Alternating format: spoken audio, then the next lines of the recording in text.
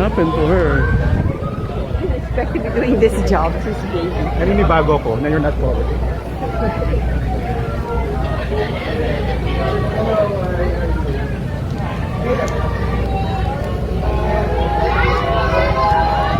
Ka-takeover, huminga muna kayo ng malalim dahil ang sandaling hinihintay nating lahat ay narito na.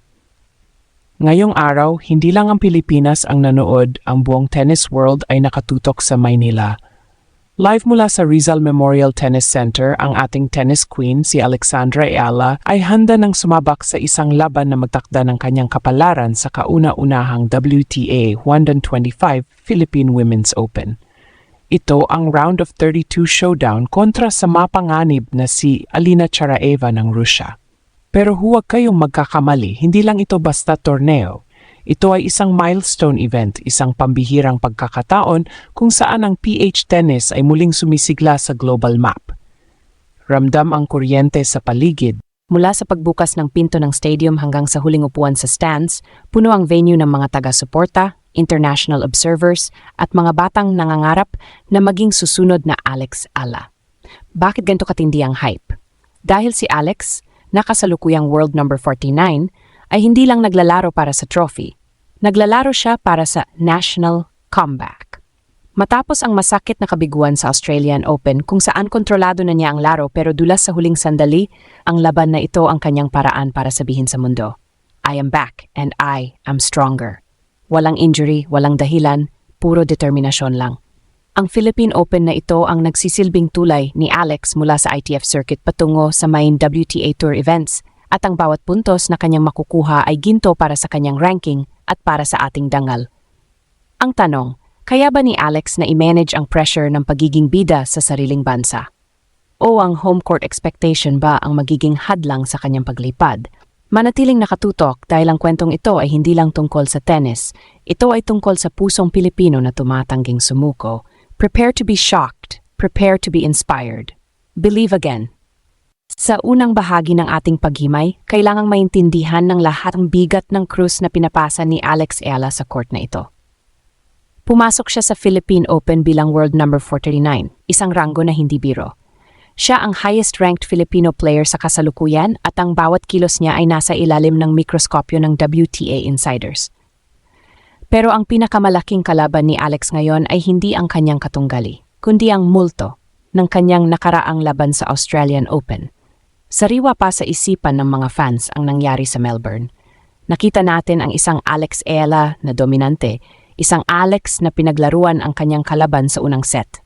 Ngunit sa isang iglap, tila nawala ang focus, bumaba ang first serve percentage at nauwi ang laban sa isang gut-wrenching 3-set loss.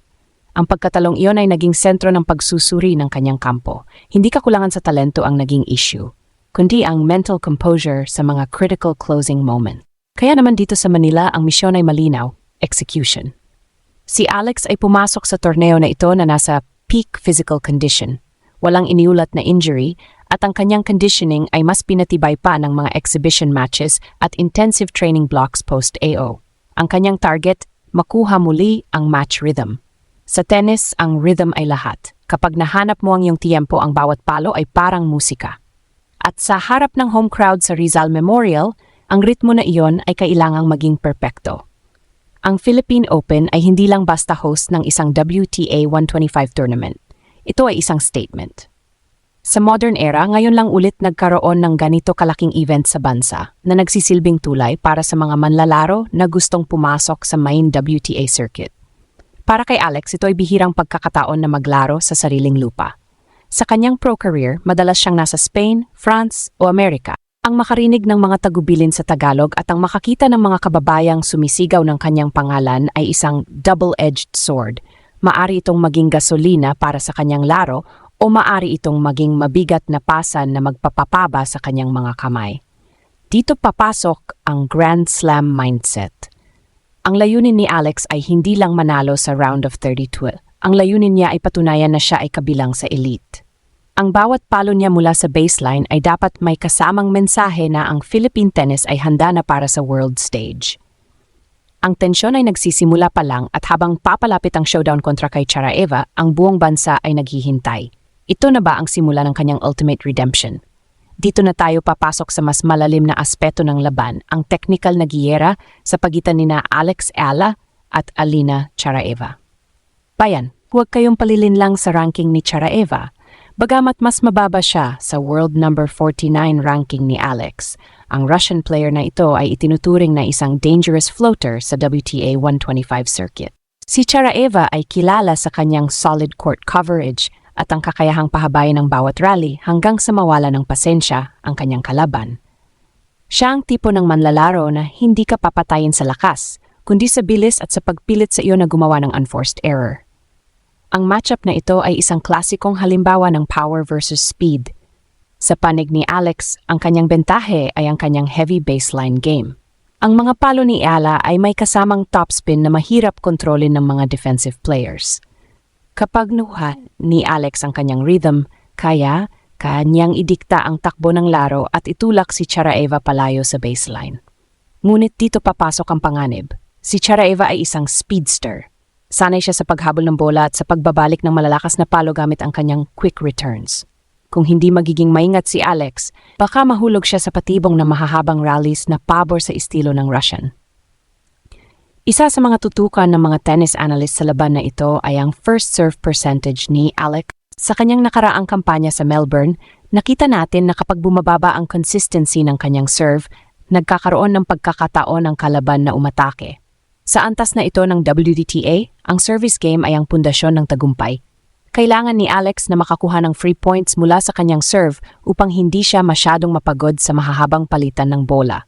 Ang goal ay simple pero mahirap i-execute. Kontrolin ang tempo mula sa unang palo pa lang. Bukod sa physical tactics, malaking factor din ang shot selection.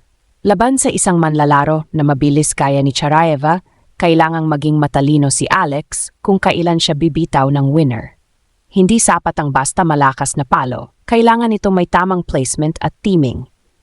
Ang pressure na magpakitang gilas sa harap ng home crowd ay maaring magtulak sa isang player na pilitin ang mga hindi pa handa na nagreresulta sa errors. Dito masusubukan ang growth ni Alex bilang isang professional, ang kakayahang manatiling kalmado kahit ramdam na niya ang pagod at ang ingay ng paligid. Habang nagpapatuloy ang laro sa Rizal Memorial, makikita natin ang chess match na ito. Bawat slide ni Charaeva at bawat agresibong atake ni Ala ay bahagi ng isang mas malaking plano. Ang laban na ito ay hindi lang tungkol sa kung sino ang mas malakas pumalo, kundi kung sino ang mas matibay ilalim ng matinding init at pressure. Ito ang sining ng WTA tennis, isang laro ng pasensya, lakas at talino. At para kay Alex, ito ang pagkataon na ipakita na ang kanyang conditioning ay sapat na para talunin ang kahit na sinong marathon runner sa court.